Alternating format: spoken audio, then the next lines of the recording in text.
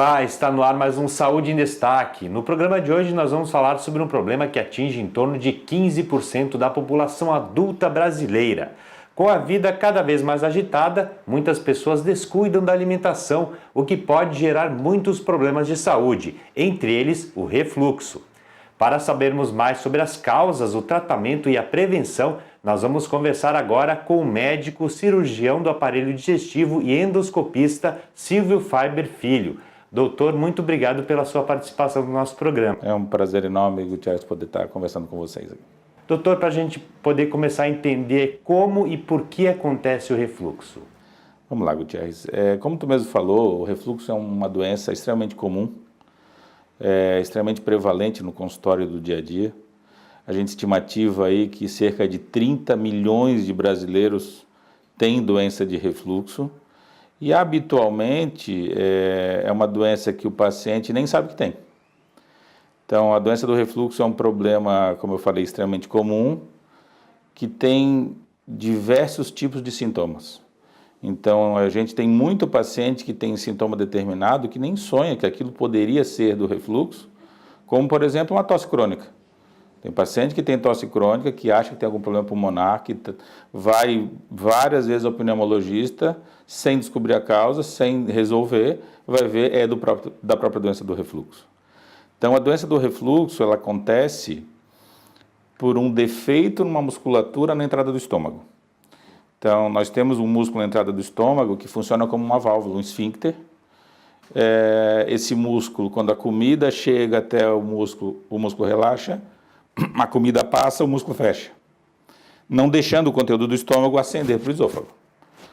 Quando eu tenho um defeito nesse músculo, onde ele não tem o poder de fechar imediatamente depois que a comida passa, ou seja, a comida passa e ele continua relaxado, o conteúdo do estômago fica subindo para o esôfago e isso pode gerar alguns sintomas. Então, eu tenho desde paciente que tem a doença do refluxo e é completamente assintomático, ele nem sabe que tem porque ele não tem sintoma, como eu tenho aquele paciente que cursa ou com azia, ou com arroto, ou com soluço, outros com dor no peito, tem paciente que reclama muito de uma bucha no peito, que fica subindo e descendo, outros pacientes reclamam que tem uma secreção na garganta que não sai, que tem que ficar tendo pigarro para poder melhorar. Tudo isso é sintoma de doença de refluxo. Os sintomas são os mais diversos, a gente pode relacionar, inclusive, o senhor inclusive citou a azia, aquela queimação que as pessoas sentem. Gutierrez, os sintomas são os mais diversos, como tu mesmo falou. A doença é a mesma, provocada pelo mesmo problema, ou seja, um músculo que perdeu o poder de contrair logo após a passagem da comida, porém, o paciente que vai ter azia, ou o paciente que vai ter pigarro ou tosse crônica, não tem como a gente saber. Então, os sintomas podem ser completamente diferentes, mas o problema é o mesmo. E o tratamento desses pacientes acaba sendo diferente. O senhor falou que o refluxo, na verdade, é um problema mecânico, né, do aparelho digestivo. Sem dúvida. Mas as causas aí entram diversos fatores que podem estar causando o refluxo. Vamos lá. A gente pode citar ali que os hábitos alimentares é um desses fatores? Vamos lá. Gutierrez, o hábito alimentar, ele influencia para ter mais sintomas. Então, assim, vamos fazer uma suposição. Eu sei que o meu paciente tem doença de refluxo, eu identifiquei que esse músculo está frouxo através de exames, e isso gera um determinado sintoma. Se esse paciente passa a comer de uma forma errada, ele começa a ganhar peso, ele aumenta a pressão no abdômen, e como eu tenho um músculo frouxo aqui em cima, ao aumentar a pressão embaixo, vai refluir mais e vai ter mais sintoma. Um exemplo clássico disso são as mulheres durante a gravidez. Eu ouço muito paciente reclamar assim: Silvio, eu passei a ter refluxo na minha gravidez. Não, essa paciente já tinha doença de refluxo, ela já tinha uma musculatura mais frouxa, que com a gravidez, com o ganho de peso, com a alteração hormonal, esse músculo não conseguiu conter essa pressão que aumentou e acabou piorando muito o sintoma. E o agravante da mulher grávida é que o remédio que resolve ela não pode tomar por causa da gravidez, que pode trazer algum problema para o bebê. Então, o dia a dia nosso, essa queixa é extremamente comum. Mas os hábitos alimentares, existem alguns alimentos que podem piorar o refluxo também, doutor? Existem alguns alimentos que fazem esse músculo ficar ainda mais frouxo. Então, o paciente acha que ele tem que evitar determinado alimento porque esse alimento agride o estômago. Não. Esse alimento, no caso, na doença do refluxo, ele faz o músculo ficar ainda mais frouxo, por mais tempo, e por causa disso ele vai ter mais sintoma. Exemplo de gordura e fritura, de chocolate, da própria Coca-Cola. Então, esses alimentos fazem o músculo ficar mais frouxo e, consequentemente, o paciente vai ter mais sintomas sendo ingerido. Doutor, e quais são os prejuízos que o refluxo causa para o paciente a longo prazo, tanto no sistema digestivo como um todo, né? E até em outros sistemas, como, por exemplo, o respiratório, inclusive? Vamos lá. Gutierrez, assim, a gente divide os sintomas da doença de refluxo em sintomas típicos e sintomas atípicos. Os sintomas típicos são aqueles que são sintomas provocados pelo próprio aparelho digestivo, como no caso a azia, que é o sintoma mais comum, que é sem dúvida a maior queixa do consultório é a azia. Quando o paciente tem sintoma fora do aparelho digestivo, como por exemplo tosse crônica, a tosse crônica é considerada um sintoma atípico porque não é do aparelho digestivo, é do aparelho respiratório. Então assim, eu não vou ter uma doença grave mais séria no aparelho respiratório por causa do refluxo.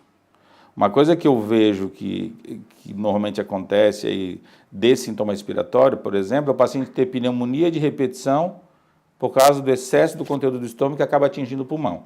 Isso sim pode ser grave. Mas assim, é muito comum eu ouvir o paciente chegar no meu consultório e dizer que está vindo aqui para tratar porque está com medo de ter câncer. Então assim, existe uma correlação da doença do refluxo com o tumor, sem dúvida, mas a relação é muito restrita. Vou te dar um exemplo. A gente está falando em mais ou menos 15% da população brasileira que tem doença de refluxo.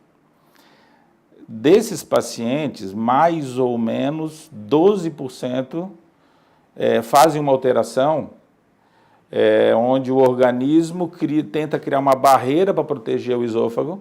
Então, o tecido do estômago, ele inconscientemente começa a crescer no esôfago, porque o tecido do estômago está preparado para receber ácido, o do esôfago não. Então, quando esse tecido sobe, o paciente tem menos sintoma. Só que esse tecido tem um potencial pequeno de malignizar. Isso acontece em mais ou menos 12% dos pacientes que têm doença de refluxo. E quem tem esse tecido, conhecido como metaplasia, cerca de 1 a 2% maligniza. Então, nós estamos falando de 1%, de 12%, de 15%. Então, é uma incidência extremamente pequena. E sem contar que quando eu faço uma endoscopia, que é o exame básico, e eu identifico essa metaplasia, eu consigo resolver o problema antes de ele se tornar um tumor. Então, se eu faço prevenção, eu não vou ter tumor de esôfago provocado pelo refluxo. Aí que está a importância de, tendo esses sintomas, o paciente logo procurar um especialista, um médico, né? Muitas vezes as pessoas elas negligenciam, é só uma azia, só uma tosse, acabam não procurando um médico. É procurar o médico com sintoma e fazer a prevenção de acordo com a idade, independente de ter sintoma. Da idade, de uma história familiar. Eu tive um familiar de primeiro grau que teve um tumor de esôfago. Esse paciente tem que fazer endoscopia para ver o que está acontecendo. Claro, eu não vou fazer endoscopia em criança por causa disso, mas se é um adulto, endoscopia, ver o estômago e ter certeza que está tudo bem. Doutor, feito o diagnóstico do refluxo, né? Quais são os tratamentos que o senhor indica para esse problema? Vamos lá, Gutierrez. Então, o paciente chega no meu consultório com uma queixa determinada, eu avaliei uma anamnese detalhada, eu sei o que está acontecendo, eu sei qual é o sintoma e eu suspeito da doença do refluxo nessa conversa. A gente faz o exame básico, que é uma endoscopia. 50% dos pacientes que têm doença de refluxo têm endoscopia normal. Então, eu faço o exame e eu não acho em 50% dos pacientes. Esse paciente, eu tenho exames específicos para identificar. Então, exames que identificam doença de refluxo são exames mais específicos para o refluxo. Aquele paciente que eu fiz o diagnóstico na endoscopia, ou mesmo que eu tive que fazer outros exames, e que eu cheguei no diagnóstico, isso requer um tratamento. O tratamento da doença do refluxo, inicialmente, é sempre clínico. É sempre um tratamento que associa um medicamento específico com a mudança de alguns hábitos alimentares e com a mudança de alguns hábitos do dia a dia. Feito isso, a gente faz habitualmente um tratamento inicial de 8 semanas. esse paciente retorna em 8 semanas e eu avalio. Como está o sintoma? Ah, o sintoma aliviou, mas não melhorou 100%. Eu preciso de mais remédio, muitas vezes até de remédio com uma dose mais alta. Atingir a melhora. Então, esse meu paciente está ótimo, aquela queixa que fez ele vir até mim acabou, eu consegui deixar ele 100% bem. O paciente, nesse momento, me pergunta sempre a mesma coisa. Eu estou curado? Então, assim, a doença de refluxo é uma doença crônica. O que eu quero é deixar meu paciente sem sintoma, fazendo com que ele melhore a qualidade de vida dele. Então, o objetivo do tratamento da doença de refluxo é dar qualidade de vida. Eu não estou pensando em tratar refluxo por algum outro motivo. É dar qualidade de vida, porque o sintoma acaba tirando a qualidade de vida do paciente. Então, eu tratei, eu deixei ele ótimo. A partir desse momento, eu vou tentar manter os cuidados, de acordo com o que ele vai conseguir fazer, e vou tirar o remédio. Tirei o remédio. A grande pergunta é, quanto tempo o meu paciente vai conseguir ficar bem sem remédio? Porque eu sei que eu tenho um músculo que está frouxo, e esse músculo não vai voltar ao normal. O remédio ajuda a fazer o estômago produzir menos ácido, o remédio ajuda a melhorar o tônus desse músculo, fazendo com que o ácido não suba. Então, teoricamente, se eu parar o remédio, o sintoma volta. Eu parei o remédio. Se esse paciente ficou bastante tempo bem, eu só vou dar remédio de novo para ele o dia que voltar. O que eu considero bastante tempo bem? 8 meses, 10 meses, 1 ano. O paciente ficou esse período todo super bem, sem sintoma. Ah, voltou o sintoma? Ele vai voltar aqui. Eu até brinco com meus pacientes, quando atinge esse ponto, eu digo, olha, eu não vou marcar retorno, tu vais voltar o dia que voltar o sintoma. Ah, mas doutor Silvio, pode ser daqui a 1 ano? Pode ser daqui a 1 ano, tudo bem, não tem problema. Então, se o paciente ficou bastante tempo bem, eu trato novamente.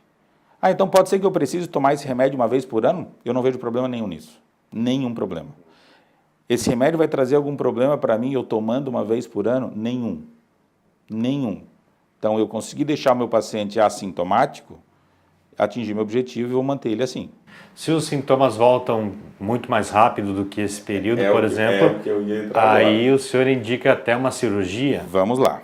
Então, assim, agora vamos tentar avaliar o paciente que melhorou, que eu parei o remédio e o sintoma voltou imediatamente. O que eu considero imediatamente? Até uma semana. Então, até uma semaninha eu tolero. Então, parei o remédio, 2 dias depois comecei a ter azia tudo novamente. Esse paciente, eu tento um novo ciclo de remédio.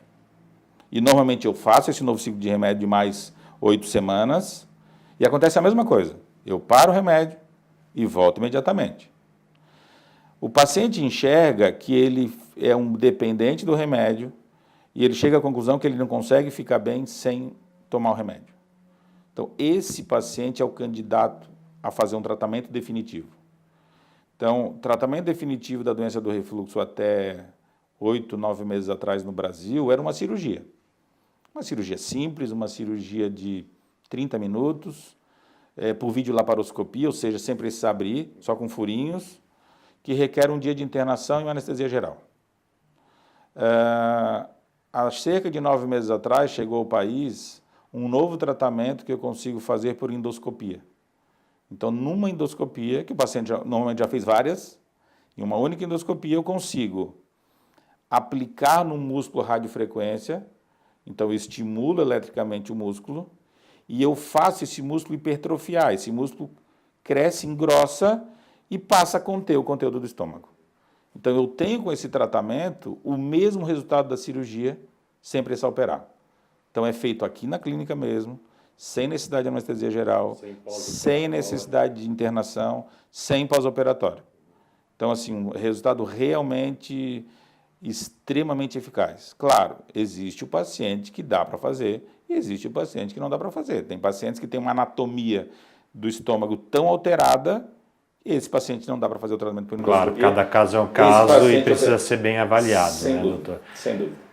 Doutor, para que quem esteja nos assistindo aí possa evitar todo esse transtorno e queira mesmo partir para a prevenção, que é sempre melhor no remédio, né, doutor? Quais são as indicações que o senhor dá para essa pessoa? Eu sugiro que o paciente procure o seu médico de confiança, consulte com um bom profissional da área do aparelho digestivo. Esse profissional vai avaliar corretamente quais são os exames necessários, A endoscopia, que já foi um vilão no passado, que era um exame difícil, etc. Hoje em dia é um exame extremamente tranquilo, às custas da tecnologia e de novos medicamentos para sedação.